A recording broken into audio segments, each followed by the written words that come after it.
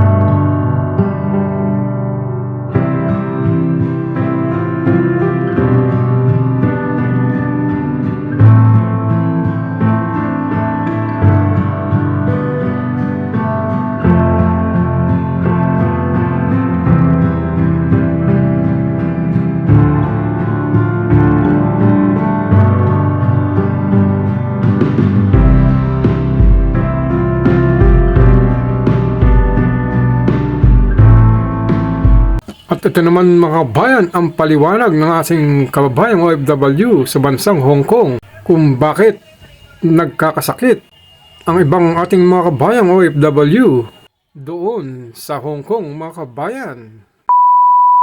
Guys, alam nyo ba, trending ngayon isang kababayan natin na umuwi na ng Pilipinas na may stage 4 cancer. Buti na lang, mabait din yung amo, hinatid pa siya hanggang airport. Bakit nga ba nagkaaroon ng mga kababayan natin ng mga ganitong malulubhang sakit? Mostly kasi sa mga kababayan natin dito sa Hong Kong, sagad yan sa trabaho, kulang sa pahinga, kulang sa pagkain, wala pang yearly check-up. Saan na lang magpapacheck up yan kapag may nararamdamang hindi maganda. Bukod pa dyan, yung mental health. Kaya yung mga kababayan natin dyan sa Pilipinas, huwag nyo masyadong ini-stress at binibigyan ng isipin o problema ang mga mahal nyo sa buhay na nandito sa abroad. Dahil hindi nyo alam ang bawat isa may kanya-kanyang pinagdadaanan dito, lalong-lalo na sa kanilang mga employer. Totoo yan. Kahit anong klase at estado ng iyong buhay dito sa Hong Kong, residente ka man, domestic helper ka man, kahit ano pa yan, may kanya-kanyang pinagdadaanan yan na problema na hindi na sinasabi sa inyo. Kaya minsan kamustahin nyo naman yung mga mahal nyo sa buhay, hindi lang yung magme-message kayo, ma, pabila akong ganito, ma, kailangan ko ng pera, tay, nay, ganito, kapatid, anak. Alam nyo ba, ma-message mo lang yan ng kahit na, kumusta ka na dyan, nay, kumain ka na ba? Ingat ka lagi dyan, nay, ma, anak, I love you. Naku po, ang sarap sa pakiramdam yan ng isang OFW. Maniwala kayo sa akin, yung sasabihan nyo silang, kumain ka na ba? I love you. Kumusta ka? Mag-ingat ka lagi dyan. Promise, napakasarap sa pakiramdam yan. Hindi yung, ma, kailangan ko ng pera, ma, sige ganito ganyan. Oh, wala na. Paano na yung mental health ng isang OFW na nahihirapan dito na ulang sa tubo? So sa mga kababayan natin nandyan sa Pilipinas, please lang, hindi nyo alam kung ano yung pinagdadaanan ng bawat isang OFW sa buong mundo. Grabe, hindi lahat pinagpapala sa amo, hindi lahat pinagpapala sa sitwasyon na maganda. Mas marami ang hindi maganda ang sitwasyon at trato ng mga employer. Hindi lang yan nagsasabi sa inyo, pero durog na yan. Yun ang katotohanan. So sa mga kababayan natin, ingat po kayo, laging kumain at huwag pababayaan ang sarili. Okay? Tipirin lang lahat, huwag lang sa pagkain. At sa totoo lang mga kabayan, hindi lang po yan sa bansang Hong Kong ang nangyayari ang mga ganyan sa ating mga kabayang OFW. Kahit mismo sa bansang UAE. Dahil nung nakaraan lang ay binalita to ng OWA base sa kanilang naging record na may 170 Pilipinong OFW na nagkaroon ng sakit na cancer. mga kababayan. Nasa 170 Filipinos sa United Arab Emirates ang may sakit na cancer. Nako, base po yan sa tala ng Overseas Workers Welfare Administration. Sabi po ni OWA Administrator PY Kaunan, 110 ang Filipino cancer patients sa Abu Dhabi habang 60 naman sa Dubai. Pero tiniyak din po ng OWA na patuloy nilang inaalalayan ng medical treatment ng Filipino cancer patients doon. Uy, hindi biro yan, Hindi biro. ha? Nakaka-concern, Actually, ah. hindi ko alam kung paano ang healthcare doon sa Middle East. Yeah. Kaya lang kasi hindi sila residente ng Middle East eh. So, I don't know kung covered yung kanilang workers. Yeah. Baka hindi eh, no? Tsaka Yun ang bakit ang problema. dami kaya doon? Actually, meron din akong kilala doon, taga doon din.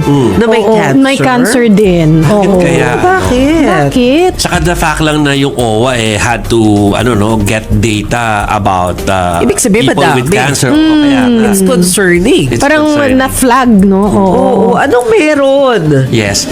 Sige, we'll try to get more updates about that OWA report po sa mga hindi natin magagawa tonight kasi by December makatulog na yung mga official natin Oo nga. ng OWA. no? Correct. Pero we'll update you on that kasi concerning di ba? Yes. Mase na we have cases like that na mukhang papadami. So, Marami ibig sa isang sabihin area. yan yung info na inuwi dito ng OWA kasi kakagaling lang nila ng Middle Yes, East. Kasama yes. sila ni Presidente sa Abu Dhabi. Bit nila, yes. Oo, so ganun. Grabe ha. Baka kaya rin nasilip no? Kasi nga Oo. nag-prepare sila, syempre, pumunta doon yung Pangulo eh. Pero Yes. kasi 'di ba, I'm not familiar dun sa lahat ng cases ng OFWs natin sa abroad. Pero sa lahat ng mga kinover natin sa iba't ibang bansa, ngayon lang ako nakakita na meron silang datos ng cancer patients na yun nga eh. OFWs. Parang hinighlight talaga diba? ngayon. So, oo. I think, baka malaki yung ganitong klase Kumbaga, ng bilang. Baka alarming. this is not usual.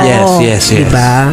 Yeah. So, we'll give you updates on that kapag meron na kaming nakausap from the OWA. Ito naman ay tinitiyak ng ating OWA na patuloy po nilang aalalayan ang ating mga kabayang may sakit na cancer dyan sa bansang UAE para sa kanilang mga medical treatment, mga kabayan.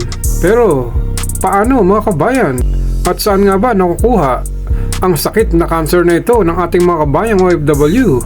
Ito, mga kabayan, may paliwanag isang OFW na medical content creator kung saan ay meron din po tayong makukuhang aral o tips sa kanyang sasabihin dito sa video para din sa pag-iingat sa ating mga kalusugan, mga kabayan. Gusto ko lang i-share ito ha. Paalala kabayan, ang dami ko nare-receive ng mga private messages at mga nare-receive na email. Alam nyo, ang pinakamarami dyan nag-message sa akin, OFW, Cabs. Nagugulat ako sa mga email nila. Pa Hong Kong, Dubai, Singapore, kahit dyan sa atin sa Pilipinas. Ang dami nagma-message particular sa kanilang kalagayan. Cabs, ang daming may cancer ngayon. Sa mga literature na nabasa ko kabayan, alam nyo, bakit natitrigger na nagkakaroon ng isang tao ng cancer? Nababanggit sa mga pag-aaral kabayan na sometimes unknown ang source. Pero, titignan yung kalagayan natin bilang isang OFW. OFW makinig. Alam nyo, sama-sama na po kasi yan eh.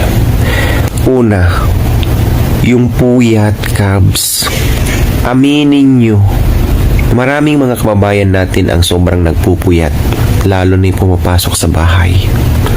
Pangalawa, Cabs, kapag ang tao dumadaan sa stress, anxiety o kaya depression, ang katawan natin nagiging acidic yan. Bumababa ang immune system natin. Walang panlaban sa mga kung ano ang pwedeng sakit na dumadapo sa atin. Isama mo pa yung mga kinakain kabayan. Kadalasan kung ano yung pinakamadali na i-prepare, instant, highly processed na pagkain. Isama mo pa yung mga problema na pinagdadaanan ng kababayan natin, yung mga homesick. Totoo yan, andyan na lahat yan kabayan. Okay, kung isama-sama mo lahat yung mga ganyan. At ito pa pala, lalo na sa mga kababaihan, mag-ingat po kayo. Lalo na yung mga exposed lagi sa mga cleaning material. mga ginagamit sa loob ng bahay. Kapag palagi kayong exposed dyan, base sa pag-aaral, almost 32% na ikaw ay may tsansa na makapitan ng kung anong sakit. O kagaya niyan, laging exposed ka sa acid na i-inhale mo, nalalanghap mo, nadidikit sa balat mo lagi, araw-araw. Sa tingin mo, hindi yan magkakaroon ng epekto sa inyo. Mga kababaihan din, tingnan nyo ha, mahilig kayo gumamit ng lipstick, yung mga ganun-ganun, yung mga beauty products, Cabs. Alam nyo ba, meron din mga nadidetect dyan na may contaminants ang iba dyan. E paano kung natapat sa inyo yung mga may contaminants na produktong ganyan? Totoo yan.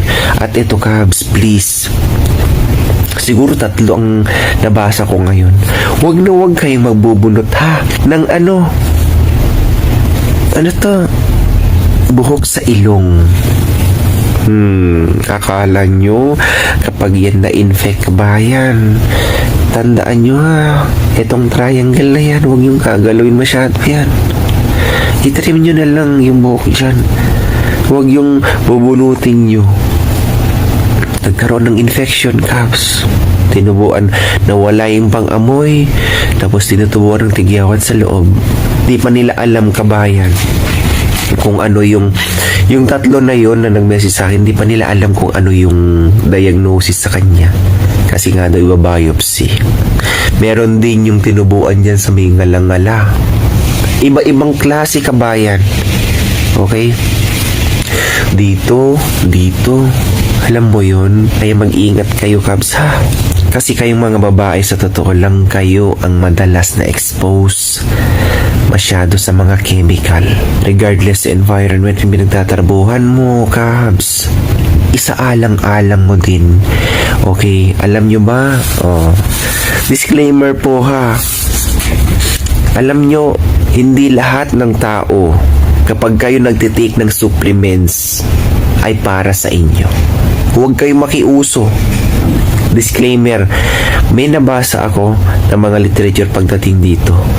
Kasi yung mga supplements na yan, kabayan, baka minsan dyan natitrigger ang sakit mo. Ang mainam dyan, kumain ka ng full dense nutrient na pagkain. At huwag kang makadepende sa mga highly processed din na mga supplements na yan. Totoo yan, Cabs. Ito, Cabs, totoo lang to ha. Masaya sila na kahit nakapitan sila ng sakit, kabayan, na nandito sa ibang bansa, masaya pa rin sila. Alam niyo kung bakit? Kasi yung iba nakakausap ko. Kasi dito, kapag covered ng insurance mo ang sakit mo, zero balance ka. Yung iba, naka-under sila ng insurance sa kanilang amo. Yung mga amo nila, katataas na mga high quality ang kanilang mga insurance. Ito sa ibang bansa kasi, kabayan, libre. Wala kang babayaran yan. Insurance mo lahat ang magbabayad yan. Totoo yan, kaya natutuwa sila na meron silang insurance. Kasi kung umuwi daw sila ng Pilipinas, kabayan, disclaimer po, totoo nanggagaling sa kanila ito. Baka hindi na sila mabuhay ng matagal.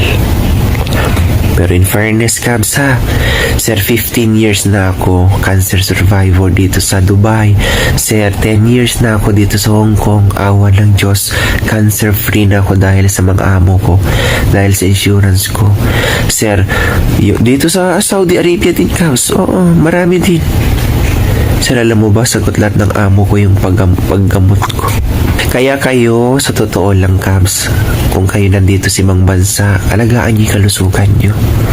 Paano kung wala kang ganito pag uwi ng Pilipinas at meron kang sakit? Yung mga nandyan sa Pilipinas din, tingnan nyo din yung kalagayan ng mahal nyo sa buhay na nagtatrabaho dito sa ibang bansa. Lalo na karamihan, kabayan. Disclaimer, puro mga breadwinner ang nasa ibang bansa. Hindi po nagtatae o pumupulot ng pera ang mga yan, ha. Tingnan nyo din ang kalusugan ng nagpo-provide sa inyo. Karamihan ng mga OFW, sinungaling yan. Totoo yan. Hindi nila sinasabi kung ano yung totoong nararamdaman nila yan. Mas gusto na nilang itago ang kanilang nararamdaman. Parang yung kayong andyan sa Pilipinas, hindi kayo nag-aalala. Lumalaban mag-isa yan. Marami kabayan, sa totoo lang. Real talk, hindi nila sinasabi yan. Mostly, totoo yan. Bakit? Sinasabing masarap ang kinakain? Hindi mo alam, puro mga noodles at itlog ang kinakain yan. Sinasabing natutulog ng maayos, di mo alam nagpupuyat yan. Kakatrabaho, kaka-sideline. Totoo yan. Okay, reality talk lang po yan. Kaya kayo kabayan ha, bilang kapwa ko OFW, alagaan nyo po yung kalusugan nyo. Wala pong ibang dapat aayusin kundi kalusugan natin. Kung ikaw nagsusumikap, nagtsatsaga ngayon, alam mo Kabs, paano mo mai-enjoy yung kita mo ngayon kung ikaw balang araw magkakaroon ka ng karamdaman sa kalusugan? Uuwi ka lang ng Pilipinas para magpagamot. Hindi ba mas magandang marinig na uwi ka ng Pilipinas na ikaw ay nag-i-enjoy sa pinagpaguran mo? Hindi po ba? Kaya isipin mo maayos yan ha. Alagaan mo kalusugan mo, Kabs. Kumain ka na maayos. Hanggat maaari, iwasan mo ang sobrang pagpupuyat. Okay? God bless everyone. Alam ko naman na accessible ang mga pagkain dito sa ibang bansa. Mura kung itutuusin sa mura. Pero alam nyo, dahil sa katipiran, dahil sa iniisip natin na padala buwan-buwan, kaya natin nagagawa na yung mga instant na lang ang ating kinakain. Kabs, instant man yan, pero please, pwede nyong gawing healthy yan. Okay? Kaya ganun nga mga kabayan, lagi po tayo mag-iingat sa ating kalusugan at huwag po tayo magtitipid sa ating mga kakainin para po may lakas ang ating katawan at may panlaban sa sakit. At huwag po tayong masyadong nagpupuyat kung maaari. At lagi rin po tayong magdasal sa may kapal na tayo itulungan sa ating kalusugan at lalong-lalo sa spiritual. Mga kabayan, to God be the glory.